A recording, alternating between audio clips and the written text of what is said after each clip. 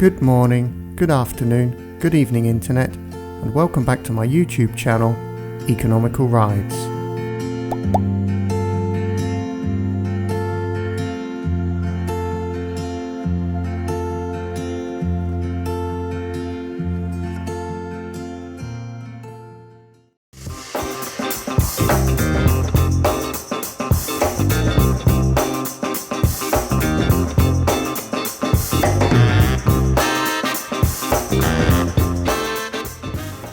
Well, Ruby, it's time to say goodbye. Huh? No, not you, Ruby. This Ruby. Yes, that's my little secret. This bike has always had a name. My classic has always been Ruby, but I never used it publicly because I thought it would be too confusing.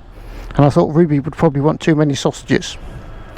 So, I was going to film the ride over here today, but unfortunately it's horrifically windy. So I didn't bother because I was trying to hang on to the bike. The wind was trying to tear my head off, and it was blowing the bike all over the road. So I didn't film my final ride with Metal Ruby. Let's call it Metal Ruby to stop confusion. So I didn't get to film the final ride, but I made it here in one piece. I don't think I'll be filming much of the ride back on the Himalayan either because it's going to be terribly windy again. So we'll just see what happens. But anyway, I've really enjoyed my 13.5 months with the Classic, and I'm going to be sad to see her go, Metal Ruby. And yeah, hopefully she'll find a nice new owner who'll take just as good care of her as I did. So goodbye, Metal Ruby. I'm going to miss you. Thank you for all the fun we had together. And I suppose now I have to start looking forward to my new bike, but so far I've just been a bit sad about saying goodbye to this one. But anyway, let's see. So we've got a new bike to pick up, so let's get on and do that. What I'll do is I'll get some fuel and then I'll take it to the car park. I'll give you a brief walk around. I'm not sure how much filming I'm going to get done riding back, as I said, because the weather's terrible, the wind is really hard work. I really need to make sure I get back in one piece. That's my main objective today. So I'll do a little bit of filming if I can. So yeah, goodbye Metal Ruby, and in a minute, hello new Himalayan. Right, so here it is, the new Himalayan. So yeah, the first job we're going to do now is take it to get some fuel. Then I'll take it to my usual car park and we'll just have a quick look around the bike, and then I'll set off on my way home. And here is Metal Ruby. Bye bye, Metal Ruby, I'm going to miss you.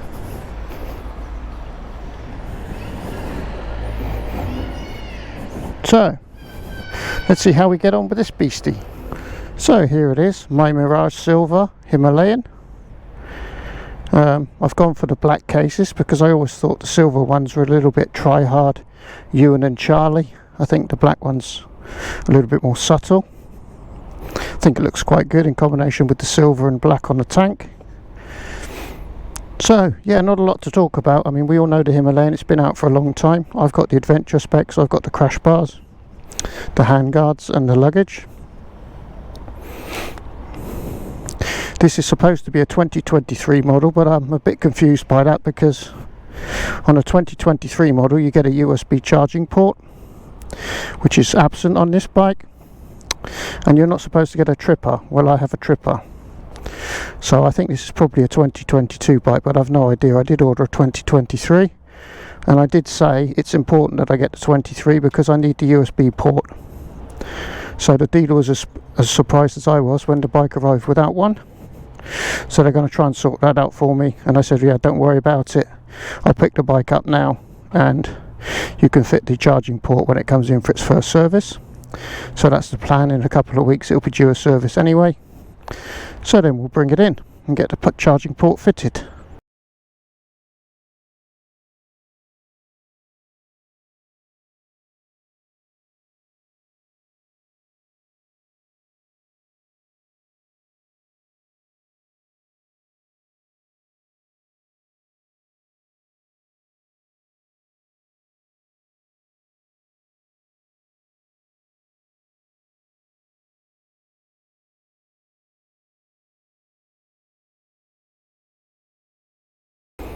So a couple of years ago they changed the screen, made it a bit wider because the old screen was terrible.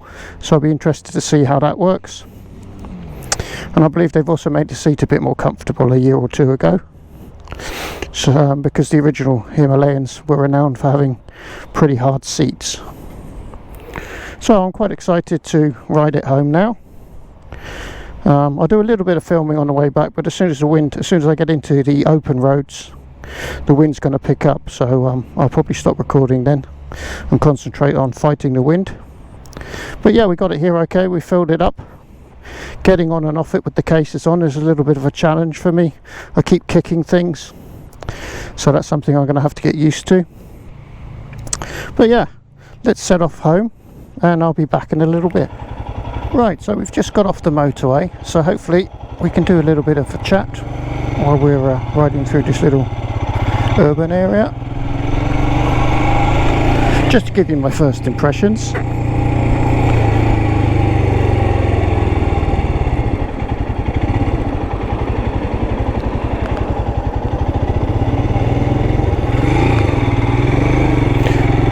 Well, my overriding first impression is that it's a nice easy bike to ride. I feel quite comfortable already. The only thing I'm not comfortable with is getting on and getting off without kicking the panniers or the seat or some other such hindrance. But yeah, in terms of operating the bike, piece of cake.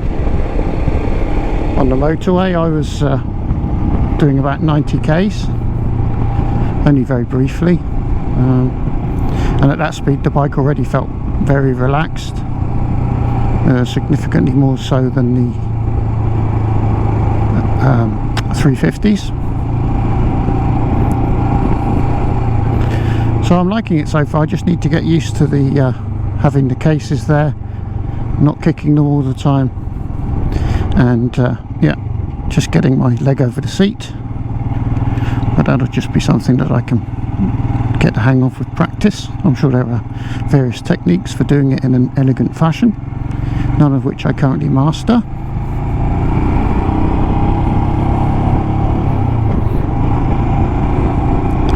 So let me tell you, this bike, believe it or not, already has a name. Can you believe it? Well, I decided that this is Norman. So welcome to Norman. Norman, welcome to the EconomicalRides stable. With a heavy heart we had to surrender our metal ruby to get you, so I hope you appreciate that, and I hope we have lots of fun adventures together. So why is he called Norman? Well, I remember that when the Himalayan first came out, Royal Enfield had a slogan for all roads, for no roads, and I thought, yeah, well in my case it's going to be no roads, because I don't really want to ride him much on the road. His main objective in life is to be ridden on trails. So I thought no roads. And then I started thinking of names that began with N-O-R. And then I thought, Norman.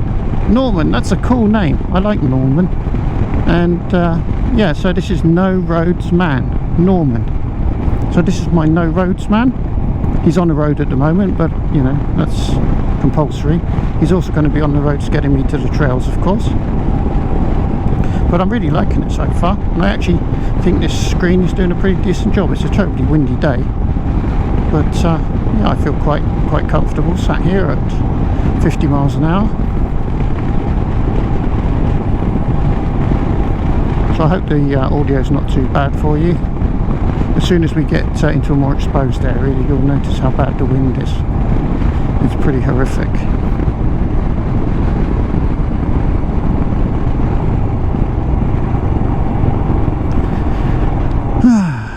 So this is Norman.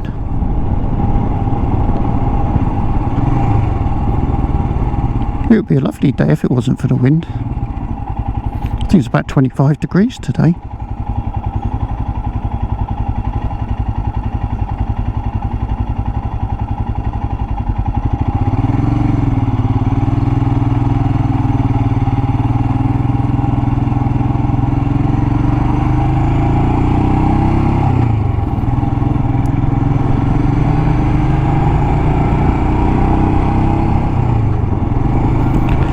One thing I've noticed, particularly on the shift from first to second, but shifting in general, when I'm shifting up, I need to apply a fair bit more force to the lever than I'm used to with the 350s. Obviously the gearbox is going to be tight, but maybe it is a little bit more agricultural, not quite as smooth and snickety as the gearbox on the 350s.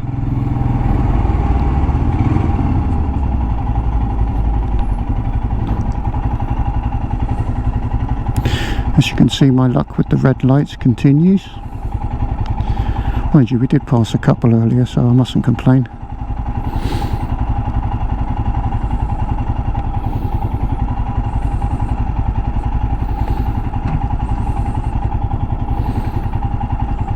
Yeah, when I'm sat on the bike, I've got quite a lot of foot on the ground, which is reassuring. I like that, but when it's on the centre stand, I can barely touch the ground, so that's not ideal.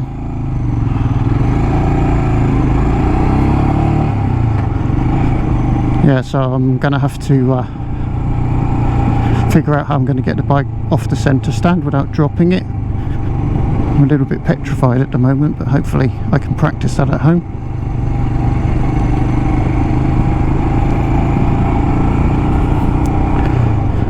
I mean, I'm very conscious that this, with the fuel tank being up here, very conscious that the bike has more weight up high, so I do always immediately feel more prone to possibly dropping it, so I need to be careful for the first few weeks, I think.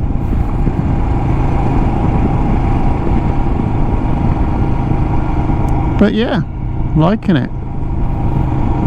The most surprising thing to me really is just how easy it is to ride, and I feel pretty confident with that big 21-inch front wheel as well, which hasn't always been the case. So yeah, I'm quite confident with the bike's handling.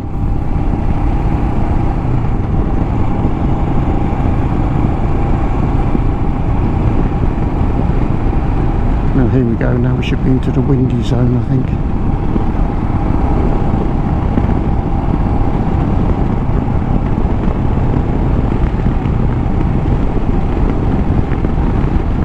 Oh yes, yeah, it turns in nicely. Yeah, there we are, we're getting a bit more of that wind now.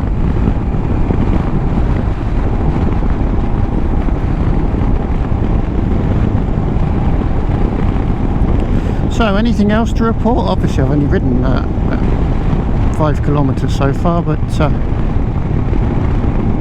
anything else to report? Getting on and off, I'm going to have to practice that. Yeah, I thought getting the panniers on was a bit of a faff, and I did skin my knuckle trying to do it, so yeah, I'm not sure about that. I don't think I'll be taking them on and off for a pastime, let's put it that way. I wasn't totally enamoured by the way they mounted the panniers, but they're on there now, so maybe they'll just stay on there, we'll see. Yeah, I think the screen's doing a pretty good job actually, because if I imagine what it would be like on the Classic or the Meteor in this weather, I think I'd be getting a lot more wind in my face. So yeah, I think the screen's doing a job.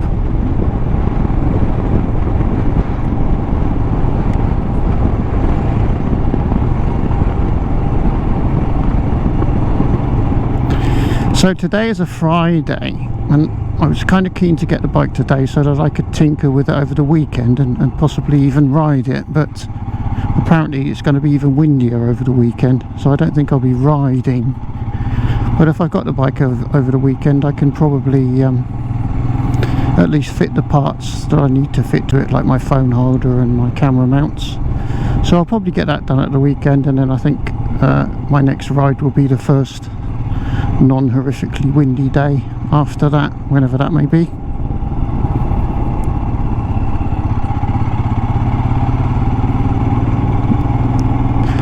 Oh yes, it's very nice. It's quite happy to stay in a higher gear without lugging too much. Feels good. The engine feels surprisingly smooth as well. I always thought the Himalayan, because it was an older generation motor, I thought the Himalayan motor was going to be a little bit more agricultural than the 350's J series engine, but it's plenty smooth. Really impressed by it. Something going on here by the look of it.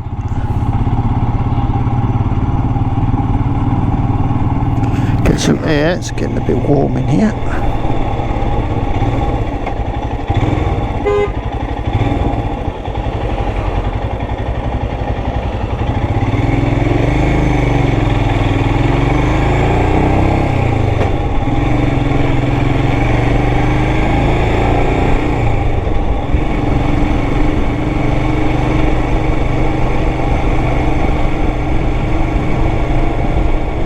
So let's take a speed bump at a higher speed, see how it copes with that. Oh yes. Comfort levels I haven't been used to in recent times. Definitely deals with speed bumps better than the other bikes, unsurprisingly.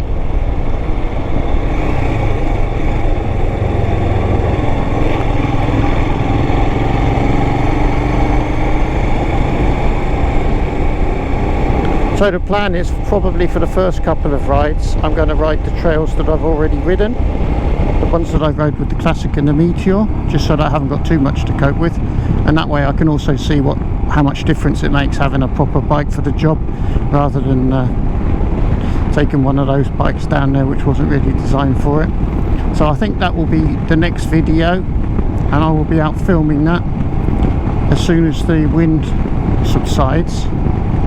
And I think for today I'm going to wrap this one up, because my main objective today is to get back in one piece, because on the way over here the wind was literally trying to blow me on to the other side of the road. So I think I'll stop filming now, and yeah, hopefully I can have a bit more of a relaxed chat with you and talk about the bike and how I came to get the bike in the next video. So yeah, I might even put that on the end of this one. Yeah, it just depends how much footage I've recorded, because I don't remember.